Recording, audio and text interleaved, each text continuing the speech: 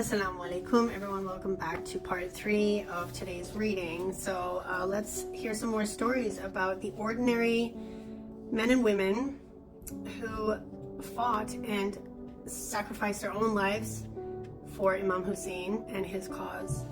Bismillahirrahmanirrahim. We see Junada ibn al-Harith al-Salmani, who had come to Imam Hussain with his entire family, go out to the battlefield and fight with courage. When he was killed, his wife instructed her son, Amr, an adolescent, to go and fight for Imam Hussain alayhi salam. She told him, "Son, go out and fight alongside the son of the Prophet's daughter, peace be upon them." Amr went to Imam Hussain and asked for permission.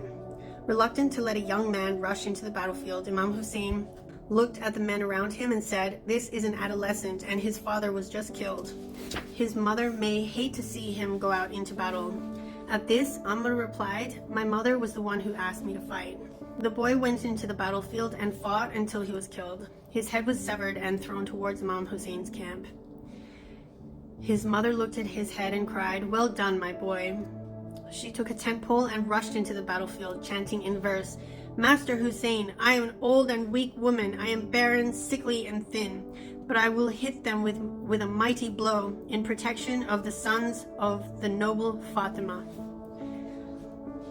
She struck and killed one. SubhanAllah, I shed tears for total ordinary people who've sacrificed their lives for Imam Hussain and Rasulullah sallallahu alaihi wasallam and Islam. Imagine the tears I cry for Imam Hussain himself. Okay. Whew.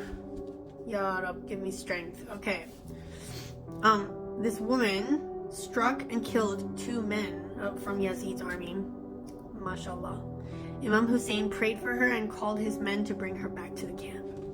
These are only a few examples. History has overlooked many of the details of the revolutionaries' bravery.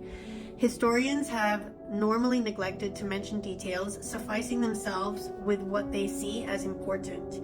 They mention stories of the noble generals, while the rank and file, the ones who play the most important role in fighting a battle, are often overlooked. This is in addition to the fact that the Umayyad state have taken great pains to erase these details, and that official historians have willfully neglected the most illustrious examples. These new ethics gave Islam a character that it had lost long before the revolution of Imam Hussain alayhi salam. After being affected by the revolution, ordinary men began to care and seek to participate in shaping the community's future. The tyrants who had long abandoned Islam began to fear these ordinary men. Muslim society began to witness revolutions erupting every now and then, pitting these ordinary men against the oppressive tyrants. The cause was the tyrants' abandonment of Islamic values and disregard for Allah's commands. The revolutionaries that were to come were mostly inspired by the spirit of Karbala. They would die for the sake of truth. The Umayyad dynasty was destroyed by these revolutions. The Abbasid dynasty was erected on a contrived notion similar to the ideology of these revolutionaries. But once the people began to see that the Abbasids were just like their predecessors, they revolted once again.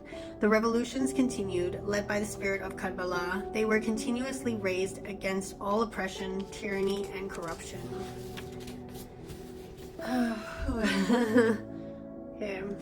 Next chapter is called Striving Spirits.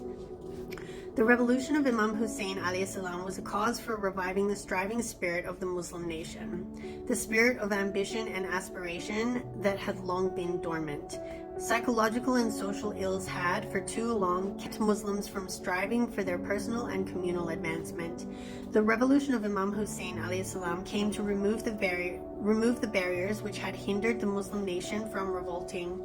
The guise of piety that the Umayyad clan had used to protect its corrupt dynasty and had been keeping revolution at bay. The revolution of Imam Hussain removed this guise and exposed the Umayyad state for what it truly was, an ignorant, impious, and inhumane government that must be removed. The ethics of the time also hindered any revolt. The priority was for each individual to preserve his own life, wealth, and social status. Imam Hussein's revolution replaced this ethic of lethargy with a new ethic. It taught the nation never to give in, never to compromise on universal human values. to strive against corruption and evil, and to sacrifice all for the sake of principle. Complacency was another factor standing in the face of revolution, always dissuading the nation away from changing the status quo. Imam Hussein's revolution came to instill a sense of guilt and remorse that drove the nation towards any possible method for atonement. All these factors stopped the Muslim nation from standing in the face of Umayyad tyranny. Imam Hussain alayhi salam came with a revolution that removed all these barriers and prepared the nation for a full revolution. The striving spirit of ambition and aspiration has always played a significant role in the history of nations. When it is stagnant, the nation becomes submissive and government feels at liberty to do as it pleases. It creates a problem with accountability on the part of the state. And when citizens become lethargic, the nation as a whole becomes easily abused and driven by its rulers.